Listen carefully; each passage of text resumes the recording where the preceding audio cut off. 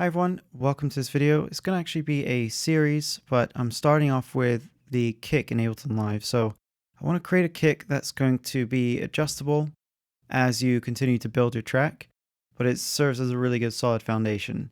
So I'm going to start off with playing what I have here without the kick, which is what will become the kick rather. Right now it's just a sine wave.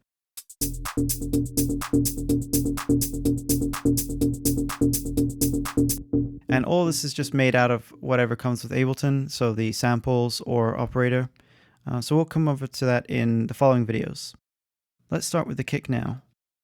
Now I'm not going to make this super complicated because the whole thing is for me is I want to get started fast, but I don't want to end up where I have to go back and redo everything and remix everything. So I've sort of developed a technique that will help me start off quick, make something that is adjustable, that I can tweak as I go, but I don't have to completely scrap and replace later on.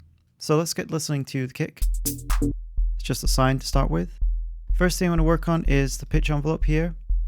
So keep in mind you've got these two different peaks that you can work with. So you've got this attack here, which is actually going to be our first decay phase.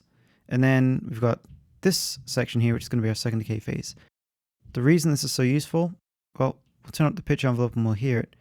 But it means we can have a sort of nice, strong transient and retain a lot of the higher frequencies, and then we can drop down to our sub frequencies. So I've got this playing very, very low down here, and this is the note that I want it to finish on.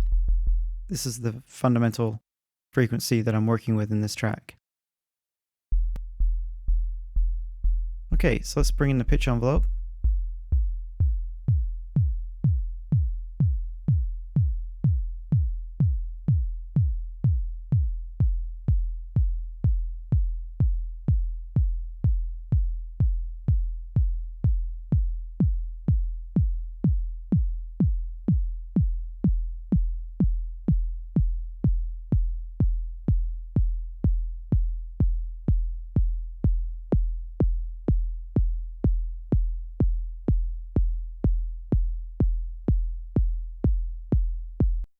And when you're working on a kick, it's going to be different depending on the genre and what you prefer to hear. For me, I'm looking for a decent amount of high-end energy to start with, and then I don't mind if it's very short. I don't mind if it's not particularly boomy, because I find that for me, nice short compact kicks actually are really nice to work with in a track if you're trying to be a little bit more, I'd say, minimal and want to keep the bass regions clean. So I'm just going to play around with this, and every time I create a kick like this, these settings are always a little bit different.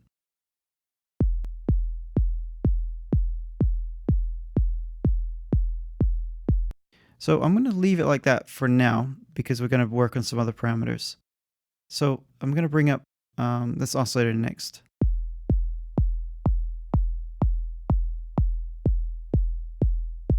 And I'm actually going to switch the algorithm here.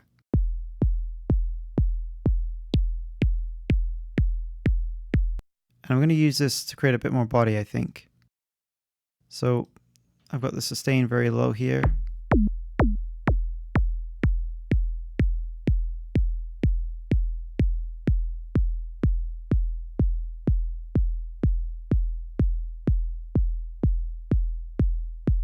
I like what that adds.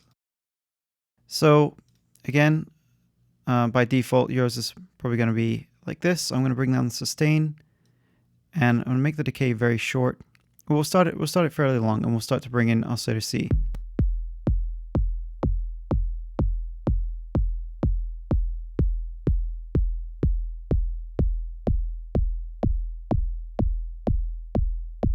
So this brings in some nice thump.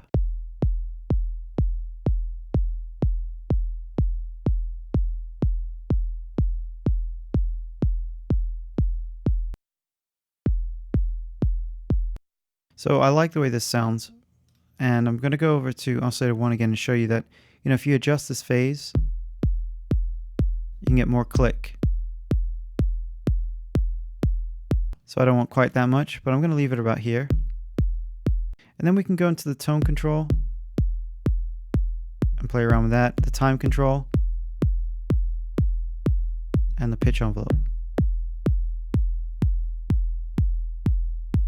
That sounds really nice to me. And then you can see I've got the drum bus here, which is just on this. Well, actually, I don't know what key. So we're actually in E, so maybe I'll load up a different preset and see how that sounds. But all I did was grab one of the drum bus and just throw that on there. But the important thing is to reduce this amount quite a lot. And I'm going to add in the compression. So I'm also going to turn it down to compensate a little bit. So let's take a listen.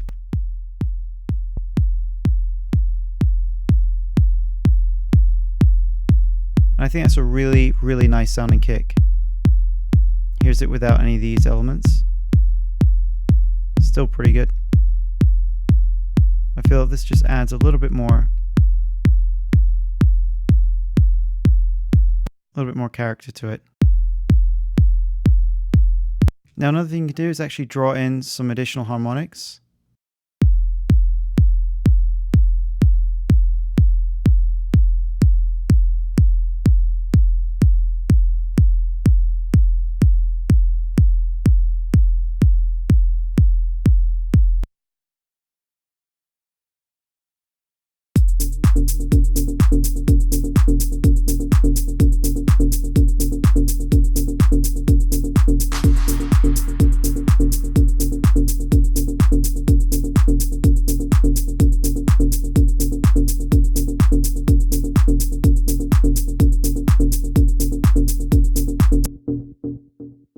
So the reason why I like making the kick with operator at the moment is I have such an issue with kicks generally. I find that I'm constantly wanting to go back and tweak and make changes.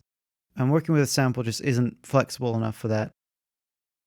Like, for example, moving around this course control right here is giving me all these subtle variations. So in solo, I would have it, say, on setting 2 or 1. But listening to it in the context of the mix, it seems to me that course setting 3 is ideal. So this is just one setting of many. I can save this and go in and change the envelope shape some more and things like that. But I really like what I've got here. And I'm also going to bring up crunch a little bit. That tends to sound pretty good. Let's take a listen.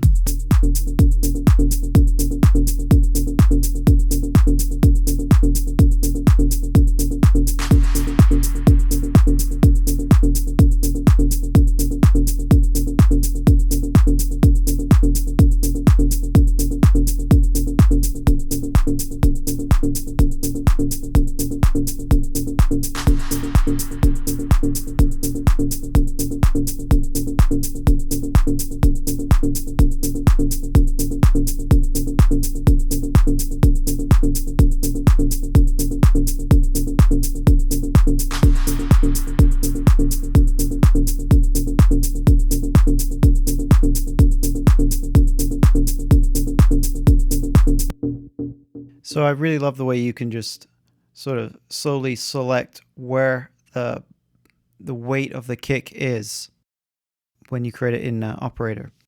So I hope you like that video. I'm going to share a lot more tips as we go. I'm going to create some further parts to this where we take a look at creating bass lines.